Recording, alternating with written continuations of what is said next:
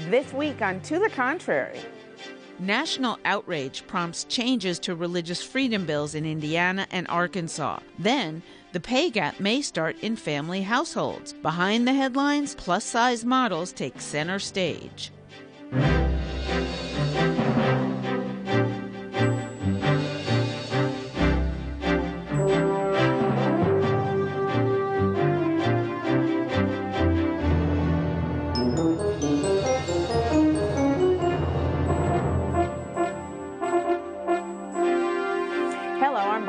Welcome to the Contrary, a discussion of news and social trends from diverse perspectives. Up first, religious rights debate. After coming under intense criticism for passing a so-called religious liberty law, the Indiana Republican leadership modified the bill. As originally passed, it would have allowed people and businesses to ignore laws they believe infringe on their religious liberties. Both social conservatives and LGBT activists said the original language would have been used to deny services to lesbian and gay people based on religious beliefs. The amended law explicitly rules this out. Meanwhile, Arkansas Governor Asa Hutchinson backtracked on his promise to sign a bill similar to Indiana's, saying he wanted a religious liberty bill that has the, quote, right balance. There was such a tremendous outcry from individuals within the states, from businesses to well-known personalities around the nation, politicians, celebrities, that it's not surprising that Arkansas and Indiana governors would decide that this law was not right for their communities.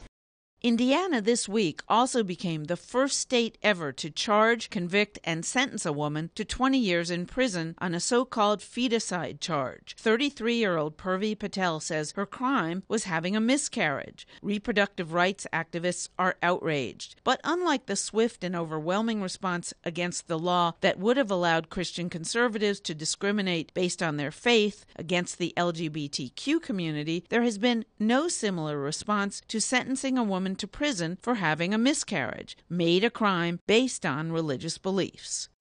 So why is it, Congresswoman Norton, that the LGBTQ community is so much more successful fighting back against so-called religious liberty laws that would, in essence, hinder their rights than the reproductive rights community has been?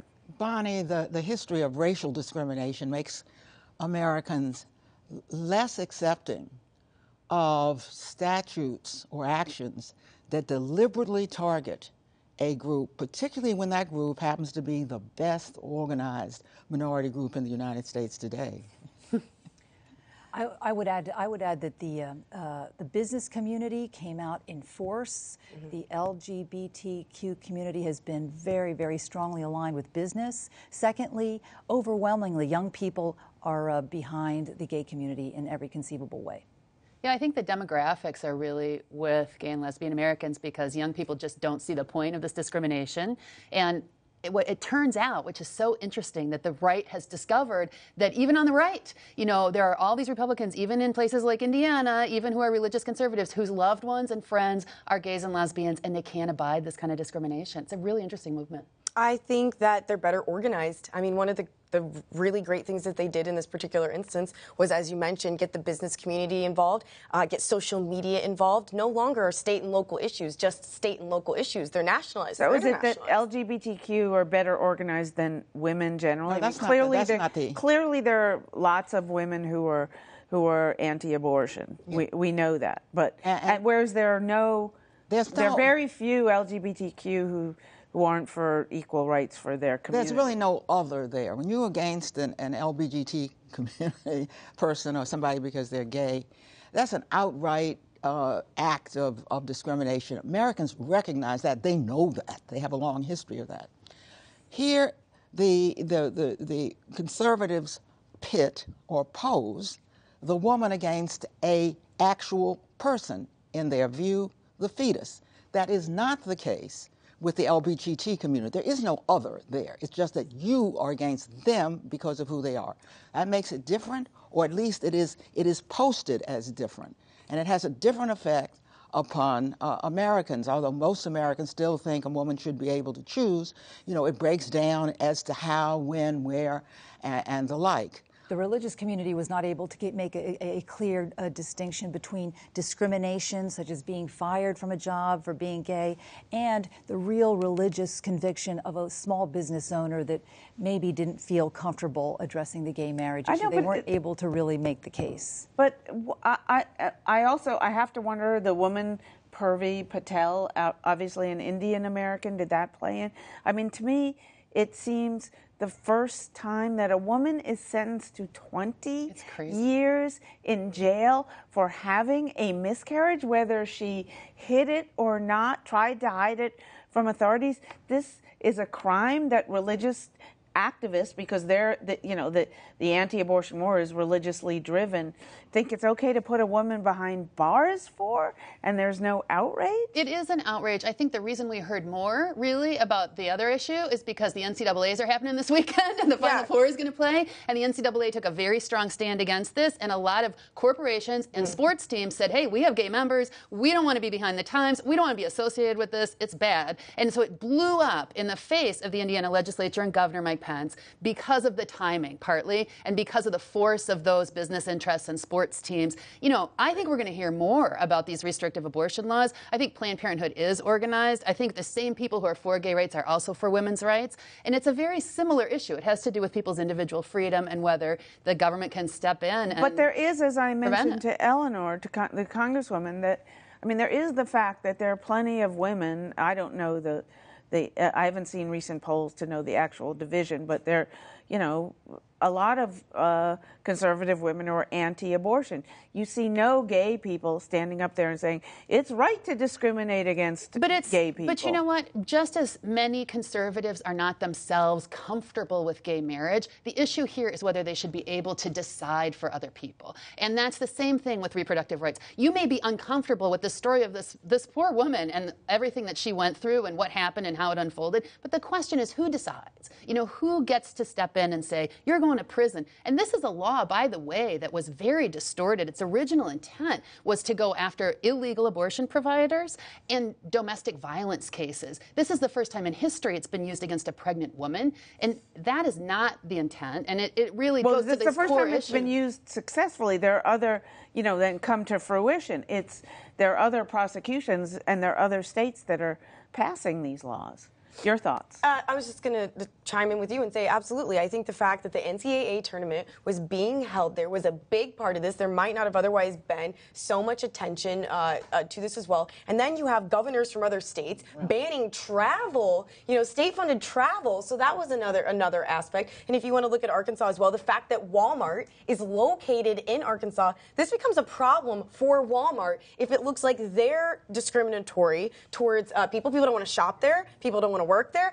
So I do think that the business aspect the business community is well funded. It gives also a lot of money as well to organizations. They're definitely you don't want to pick up a move to a this traces back to same-sex marriage too. We have to remember where this really starts. And you have a Supreme Court that has allowed 37 states and the District of Columbia to go right ahead and indeed say same-sex marriage is quite all right, and we think they're going to find it constitutional. If that's the case, where does that leave these folks who are out here? I don't think it's just. I think this would have happened given how extreme that law is. The law they're talking about was passed and came from two very liberal Democrats. And they were talking about state action. Which law are you talking about? The Religious Restoration Act. Restoration Act. Yes. The Indiana law is not about state action. It allows corporations, businesses as well to sue, meaning it is giving permission to the florists and the bakeries not to serve. The other key difference not to serve gay between people. The federal and the Indiana law is that the Indiana law specifically describes persons as being LLCs, corporations, businesses that are incorporated, unincorporated. Well, in other words, corporations are people in the Indiana law, not in the federal law. And so it's the reverse of giving religious minorities individual religious freedom. It's giving people who don't want to serve religious minorities, businesses and employers, the right to discriminate against them and calling that freedom that a business has, not a person. That's a big difference. Is there a page either that that the women's reproductive rights movement should take from the LGBTQ freedom movement or equality movement and use to try to fight these laws? Or, on the other hand, should the religious right be looking at its failure in its attempts to discriminate against gays and somehow use that to... It's much tougher. It's much tougher, Bonnie, because again, as we've pointed out, interestingly enough, this was a commerce issue. It was a bakery that didn't want to serve a same-sex marriage. It was a florist. So it's almost easier to attack on a commerce basis. Even though we are talking about discriminative issues, there will always remain the religious orientation towards determining the right. The word is public accommodation. Why don't you begin saying some public accommodations don't have to serve everybody? We're back to where we were in Jim Crow. I think another state that would take this on needs to be better prepared than Indiana was. I think that's a big problem. What happened here is Mike Pence just was not prepared for the outrage, whereas Asa Hutchinson in Arkansas, because he had like this full week to see what had happened in Indiana, he handled the issue a lot better. So I think that religious groups, as you asked, should look to this for an example of what not to do. All right, let us know what you think. Please follow me on Twitter at Bonnie or Bayer at To the Contrary. From LGBT rights to pay equity. How early does the gender pay gap start? Very early, according to a new study that found girls between the ages of 6 and 17 are assigned more household chores than boys. For every hour of work girls do, boys do 43 to 46 minutes. Girls are also less likely to get allowances for their work. According to the study, when girls get paid for chores, they're paid less. For example, male babysitters get 50 cents more per hour than female babysitters. Though the chores they perform are similar within the household, boys participate in more outside chores. Years and years ago, we did a story 10, 15 years ago on parents encouraging boys more to play with computers, to go into, STEM-related fields. But that was at least a decade ago, maybe as much as 2 decades ago. Now we're talking, the parents are still discriminating against their own daughters in terms of household chores and allowances. How is that happening? Well, I think we all recognize that there are subtle differences in the way that boys and girls are treated. I think we all experience that in our own lives. And I think that parents inadvertently pass on these kinds of stereotypes. And it's interesting that the girls are expected to do housework as sort of part of their contribution to the family. And the boys, on the other hand, are expected to be doing other stuff, and their moms are picking up the slack. I think that is utterly familiar to most people. I have 3 girls, so I don't have the contrast. You can't discriminate. Yeah, we all have to pitch in. But I will tell you that I spent a lot of time at home with my kids when they were very young, and I now work full-time. My husband works full-time, and just by necessity, everybody has to pitch in, and nobody owns that domestic sphere entirely. And I think in some ways that's the driver of equality, is that, we just all have to pitch in, and our kids are expected to pitch in just like everybody else, and not bribed. When I was younger, I was actually very thankful that I wasn't asked to do a lot of the chores outside, because I wouldn't have wanted my parents to make me go chop wood with my dad. Okay, like my brother had that task. Great. That is how I would have preferred it. I would have actually much rather preferred being inside. So I don't think it's always just that they're being discriminatory and, and saying women have to do the dishes and the boys are getting to do the outdoor stuff. I do think that there are actual real physical differences between men and women. And I actually do think my little brother was probably better suited to go chop wood than I. Okay, so let's take the element of inside, outside out of it. How about the fact that boys do 43 to 46 minutes worth of whatever kind of chore it is versus for every hour daughters do? I guess again, only being able to use my own experience here, my little brother and I both were required to get our chores done before we could go out and play. But you talk about pitching in.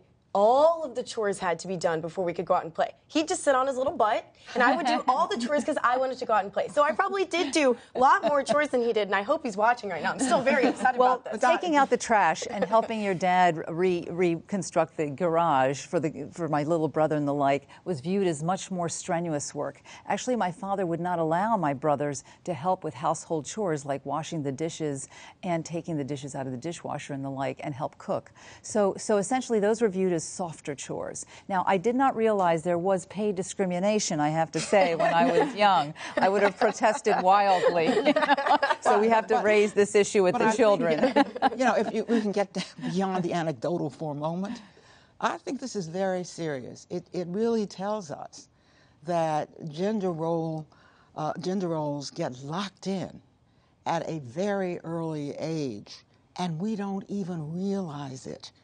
And you notice that they didn't say they found it more with liberal or conservative households.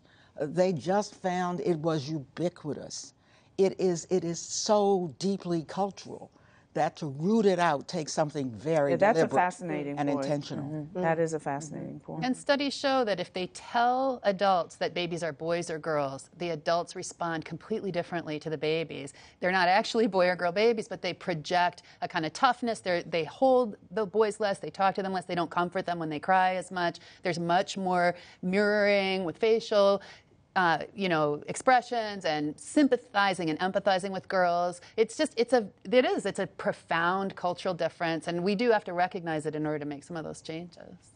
Well, and I wonder too, I mean, not to target women, but getting back to the discussion in the prior segment about LGBTQ versus women, I think that if women really if the women who want to move forward in this country, who want equality in the workplace and societally, have to admit that there are women who don't. There are women who want to. There are lots of women who don't want to, who want to stay home, who want to be financially supported by a man. But there has to be a way to figure out how that doesn't affect the women who don't want that more of traditional role. I think that's a hopeless case to make, and we just have to say, look, there's some baseline of equal treatment and justice that we should all be for. It is 2015. Wanting to be financially supported by a man is not a legitimate ambition in life. Good luck to you. That's great if you can do that. There are plenty of women who want that. All men and all women should have access to both a family life and choice. The point is that when does this happen? When does this choice begin? There's your notion. There's some women, because you're absolutely right. And by the way, isn't it interesting that they found that CEOs are more likely to have stay-at-home wives? When did all that begin? And what I am saying is that it begins so early and so unconsciously that you cannot assume that a girl who is making these choices is making these choices at 18 or 25. These choices begin to get made in the cradle, it would appear.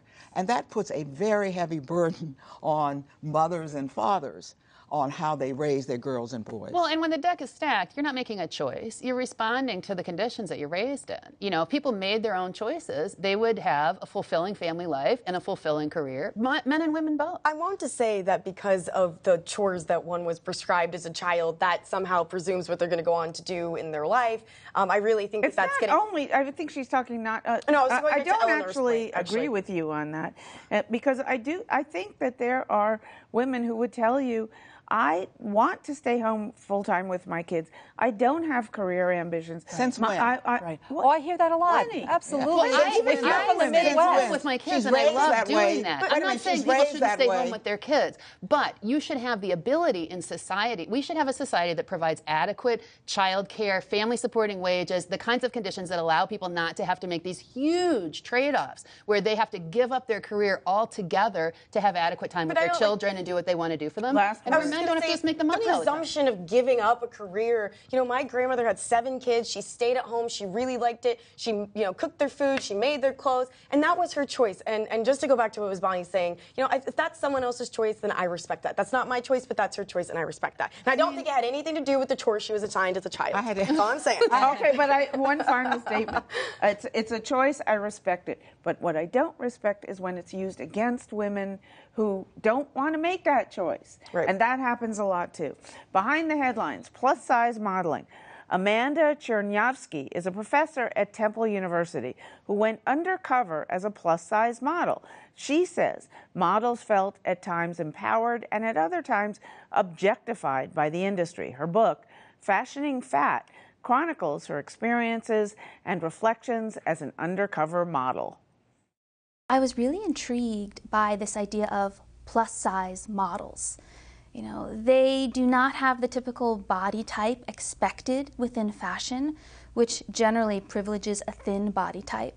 So I was really motivated to understand, how do they exist in this business where thin is in? And what do they do to challenge beauty standards that rely upon a thin body? Professor Czerniawski went undercover as a plus-size model to study the industry through the lens of a sociologist. Often seen as a counter to the mainstream fashion industry and its unrealistic standards of beauty, plus-size modeling presents challenges to women as well. They engage in a variety of sorts of body labors where they are dieting, exercising, changing their body types to fit client needs. And, you know, as with all of fashion, this can change from season to season. Maybe this size is popular, you know, one season, and it can change, and they have to modify their bodies. Sometimes these models engage in strict calorie restriction in order to drop a size, and some of them actually have to resort to a binge eating mentality in order to gain weight. The demand for plus-size models is higher than ever, but they are still more likely to be used for less flattering purposes than other models. While there is a greater incorporation of a greater diversity of bodies within the entertainment field, whether it's acting or modeling, it's how they are being presented that can be seen as quite problematic. You know, are these bodies being represented, particularly larger women, in a fetishized way, in a marginalized way? Is it really about the spectacle of including these bodies? Despite these issues, plus-size modeling was seen as personally rewarding to most women Czerniawski interviewed. Working as plus-size models can be a rather empowering experience. And I understand why these women do it. Because, yeah, it is thrilling to walk down the fashion runway and have photographers taking your picture and everyone cheering you on, and you do get that boost in confidence. But can plus-size models truly change industry standards? They don't have the power to set the parameters of their work because they are dependent upon their agents to direct their careers. Instead, plus-size models have started their own clothing lines, usually selling their merchandise through small online boutiques, so they have more control. Plus-size women themselves entered the whole design business because they were frustrated by the lack of stylish options as well as options that fit their kinds of bodies. The issue here is that the larger, more prestigious agencies have better relationships with clients than these smaller boutique agencies. So there is this, uneven dynamic going on. A very uneven dynamic, I might say, especially since when you look at the American population, where more adults are overweight, not maybe plus size, but overweight than thin, than standard medical size for their weight for their height. How much longer is the average model going to be the skinny person who really is the minority among women in American society? Well, Bonnie, to your first point, the average size of the American woman is size 14. But a couple of points in background. The modeling industry was based on mannequins starting in the 1800s. Fast forward to the 1900s, the first modeling agency was created. So this waif-like modeling industry has been based on thin, mannequin-like figures for the last almost 200 years.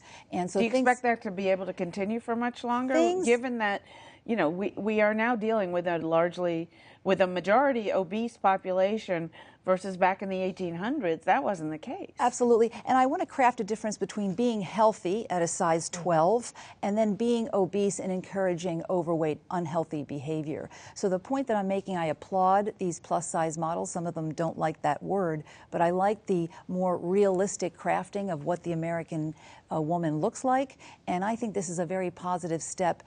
It probably won't be a major step because, remember, fashion industry, which is a $1.5 trillion industry, is also based on fantasy. And so part of that will always stay in vogue. And of course, clothes, the mannequin point could not be more to the point.